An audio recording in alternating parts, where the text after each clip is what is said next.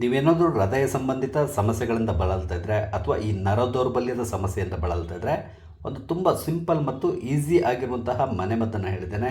ನೀವು ಇದನ್ನು ಮಾಡಿ ಪ್ರತಿದಿನ ಉಪಯೋಗಿಸೋದ್ರಿಂದ ನಿಮಗೆ ಈ ಹೃದಯ ಸಂಬಂಧಿತ ಸಮಸ್ಯೆ ಮತ್ತು ನರ ದೌರ್ಬಲ್ಯದ ಸಮಸ್ಯೆ ಪರ್ಮನೆಂಟಾಗಿ ನಿವಾರಣೆ ಆಗ್ತದೆ. ವಿಡಿಯೋನ ಸಂಪೂರ್ಣವಾಗಿ ನೋಡಿ ಟ್ರೈ ಮಾಡಿ. ನಮಸ್ಕಾರ ಎಲ್ರಿಗೂ, ಅಮ್ಮಿಸ್ ಲೈಫ್ ಸ್ಟೈಲ್ಗೆ ಸ್ವಾಗತ. ಇವತ್ತು ನಾನು ನಿಮಗೆ ಈ ಹೃದಯ ಸಂಬಂಧಿ ರೋಗದಿಂದ ಯಾರಾದರೂ ಬಳಲ್ತಾ ಇದ್ದರೆ ಅವರಿಗೆ ಒಂದು ಅದ್ಭುತವಾದಂಥ ಮತ್ತು ತುಂಬ ಈಸಿಯಾಗಿ ಮಾಡಿಕೊಳ್ಳುವಂತಹ ಮನೆಮದ್ದನ್ನು ಹೇಳ್ತಾ ಇದ್ದೇನೆ. ಇದು ಕೇವಲ ಹೃದಯ ಸಂಬಂಧಿತ ರೋಗಗಳಿಗೆ ಮಾತ್ರ ಅಲ್ಲ, ಅದರ ಜೊತೆಗೆ ಈ ನರ ದೌರ್ಬಲ್ಯ ಇರ್ತದಲ್ಲ ಅಂತಹ ಸಮಸ್ಯೆಗೆ ಕೂಡ ಇದು ಮನೆಮದ್ದು ತುಂಬ ಪರಿಣಾಮಕಾರಿಯಾಗಿ ಕೆಲಸ ಮಾಡ್ತದೆ. ಹಾಗೆಯೇ ಕೆಲವರಿಗೆ ಈ ನಪುಂಸಕತ್ವದ ಸಮಸ್ಯೆ ಇರ್ತದೆ, ಅಂಥದ್ದಕ್ಕೂ ಕೂಡ ಉತ್ತಮವಾಗಿ ಕೆಲಸ ಮಾಡ್ತದೆ. ಮಾಡೋದು ತುಂಬ ಸುಲಭ, ತುಂಬ ಎಫೆಕ್ಟಿವ್. ಎಲ್ಲದಕ್ಕಿಂತ ಪ್ರಮುಖವಾಗಿ ಒಂದು 3 ತಿಂಗಳು ನೀವು ಇದನ್ನು ಕಂಟಿನ್ಯೂಸ್ ಆಗಿ ಮಾಡಿದರೆ ನಿಮಗೆ ಹೃದಯ ಸಂಬಂಧಿತ ಯಾವುದಾದ್ರೂ ಸಮಸ್ಯೆಗಳಿದ್ದರೆ ಅದು ನಿವಾರಣೆ ಆಗ್ತದೆ. ಬನ್ನಿ ಇದನ್ನು ಮಾಡೋದು ಹೇಗೆ ಅಂತಕೊಂಡು ಹೇಳ್ತೇನೆ. ಮೊದಲಿಗೆ ಈ ಮನೆಮದ್ದನ್ನು ಮಾಡ್ಕೊಳ್ಳಿಕ್ಕೆ ನಮ್ಗೆ ಬೇಕಾಗಿರುವಂಥ ಇಂಗ್ರೀಡಿಯೆಂಟ್ಸ್ ಬಗ್ಗೆ ಹೇಳ್ತೇನೆ. ನಿಮಗೆ ಜೇನುತುಪ್ಪ ಬೇಕಾಗ್ತದೆ, ಈರುಳ್ಳಿ, ಬೆಳ್ಳುಳ್ಳಿ, ಶುಂಠಿ ಮತ್ತು ಸ್ವಲ್ಪ ಸಕ್ಕರೆ ಬೇಕಾಗ್ತದೆ. ಇದಿಷ್ಟು ಅಂದರೆ 5 ಇಂಗ್ರೀಡಿಯೆಂಟ್ಸ್ ನಿಮ್ಗೆ ಬೇಕಾಗ್ತದೆ. ಈ ಎಲ್ಲ ಇಂಗ್ರೀಡಿಯೆಂಟ್ಸು ಸಾಮಾನ್ಯವಾಗಿ ನಿಮ್ಮ ಮನೆಯಲ್ಲಿರುವಂಥದ್ದೇ, ಹಾಗಾಗಿ ಇದನ್ನು ತುಂಬ ಸುಲಭವಾಗಿ ನೀವು ಮಾಡ್ಕೊಳ್ಬೋದು. ಮೊದಲಿಗೆ ನೀವು ಏನು ಮಾಡಬೇಕು ಅಂತ ಹೇಳಿದ್ರೆ, ಈರುಳ್ಳಿ, ಬೆಳ್ಳುಳ್ಳಿ ಅಥವಾ ಶುಂಠಿ ಇದೆಲ್ಲದರದ್ದು ಸಪ್ರೇಟಾಗಿ ನೀವು ಒಂದು ಸ್ವಲ್ಪ ರಸವನ್ನು ತೆಗೆದಿಟ್ಕೊಳ್ಬೇಕು. ಅಂದರೆ ಇದನ್ನು ಗುದ್ದಿ ನೀವು ರಸವನ್ನು ತೆಗೆದಿಡಬೇಕು. ಅಟ್ಲೀಸ್ಟ್ 1 ಚಮಚ ಬೆಳ್ಳುಳ್ಳಿ ರಸ, 1 ರಿಂದ 2 ಚಮಚದವರೆಗೆ ನಿಮಗೆ ಈರುಳ್ಳಿ ರಸ ಬೇಕಾಗ್ತದೆ. ಹಾಗೆಯೇ 1 ಚಮಚದಷ್ಟು ಶುಂಠಿ ರಸ ಬೇಕಾಗ್ತದೆ. ಮೊದಲಿಗೆ ಇದನ್ನು ನಾವು ತಯಾರು ಮಾಡ್ಕೋಬೇಕು.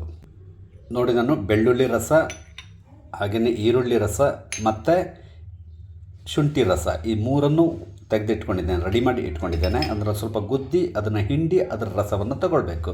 ನಿಮಗೆ ಬೆಳ್ಳುಳ್ಳಿ ರಸ ಸ್ವಲ್ಪ ತೆಗಿಲಿಕ್ಕೆ ಕಷ್ಟ ಆಗ್ಬೋದು, ಯಾಕಂದರೆ ಜಾಸ್ತಿ ರಸ ಬರೋದಿಲ್ಲ. ಹಾಗಾಗಿ ಒಂದು 4-5 ಎಸಲಕ್ಕಿಂತಲೂ ಜಾಸ್ತಿ ಎಸಲನ್ನು ಉಪಯೋಗಿಸ್ಬೇಕಾಗಿ ಬರ್ತದೆ. ಈಗ ಈ ಮನೆಮದ್ದನ್ನು ತಯಾರು ಮಾಡ್ಕೊಳ್ಳೋದು ಹೇಗೆ ಅಂತಕೊಂಡು ಹೇಳ್ತೇನೆ. ಒಂದು ಬೌಲ್ ತಗೊಳ್ಳಿ. ಈ ಬೌಲಿಗೆ 1 ಚಮಚದಷ್ಟು ಜೇನುತುಪ್ಪವನ್ನು ನಾನು ಹಾಕ್ಕೊಳ್ಬೇಕು. ಅಂದರೆ ಹನಿಯನ್ನು ಹಾಕ್ಕೊಳ್ಬೇಕು. 1 ಚಮಚದಷ್ಟು ಸಾಕಾಗ್ತದೆ, ಅಥವಾ 1.5 ಚಮಚ ಹಾಕ್ಕೊಂಡ್ರೂ ಕೂಡ ತೊಂದರೆ ಇಲ್ಲ. ನಂತರ ಇದಕ್ಕೆ 1 ಚಮಚದಷ್ಟು ಬೆಳ್ಳುಳ್ಳಿ ರಸವನ್ನು ಹಾಕ್ಕೊಳ್ಬೇಕು. ಹಾಗೆಯೇ 1 ಚಮಚದಷ್ಟು ಈರುಳ್ಳಿ ರಸ, 1 ಅಥವಾ 1.5 ಚಮಚ ಹಾಕ್ಕೊಂಡ್ರೂ ಪರವಾಗಿಲ್ಲ. ನಂತರ 1 ಚಮಚದಷ್ಟು ಶುಂಠಿ ರಸವನ್ನು ಕೂಡ ಇದಕ್ಕೆ ನಾವು ಹಾಕ್ಕೊಳ್ಬೇಕು. ಕೊನೆಯದಾಗಿ 1 ಚಮಚದಷ್ಟು ಸಕ್ಕರೆಯನ್ನು ಕೂಡ ನಾವು ಇದಕ್ಕೆ ಹಾಕ್ಕೊಳ್ಬೇಕು. 1 ಚಮಚ ಅಥವಾ ಸ್ವಲ್ಪ ಕಮ್ಮಿ ಹಾಕ್ಕೊಂಡ್ರೂ ಪರವಾಗಿಲ್ಲ. ನಂತರ ನಾವು ಇದನ್ನು ಚೆನ್ನಾಗಿ ಮಿಕ್ಸ್ ಮಾಡ್ಕೊಳ್ಬೇಕು. ಸಕ್ಕರೆ ಕೂಡ ಇದರಲ್ಲಿ ಕರಗಬೇಕು, ಹಾಗಾಗಿ ಸರಿಯಾಗಿ ನಾವು ಮಿಕ್ಸ್ ಮಾಡ್ಕೋಬೇಕು.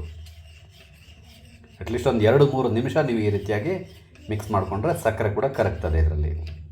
ನೋಡಿ, ನಾನು ಚೆನ್ನಾಗಿ ಮಿಕ್ಸ್ ಮಾಡ್ಕೊಂಡಿದ್ದೇನೆ, ಸಕ್ಕರೆ ಕೂಡ ಕರಗಿದೆ.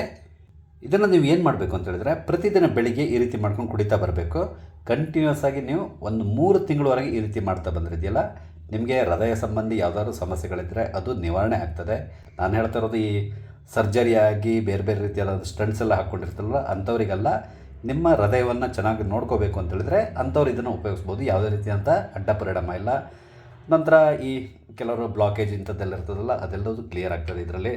ಹಾಗೆಯೇ ನೀವು ಪ್ರತಿದಿನ ಇದನ್ನ ಉಪಯೋಗಿಸೋದ್ರಿಂದ ನಿಮ್ಮ ನರಕ್ಕೆ ಒಂದು ವಿಶೇಷವಾದಂಥ ಚೈತನ್ಯ ಬರ್ತದೆ. ನರ ಮಂಡಲ ಏನಿದೆ ಅದಕ್ಕೆ, ಜೊತೆಗೆ ನಿಮಗೇನಾದರೂ ಈ ನರ ದೌರ್ಬಲ್ಯ ಇದ್ದರೆ ಆ ನರ ದೌರ್ಬಲ್ಯ ಕೂಡ ಇದರಿಂದ ನಿವಾರಣೆ ಆಗ್ತದೆ.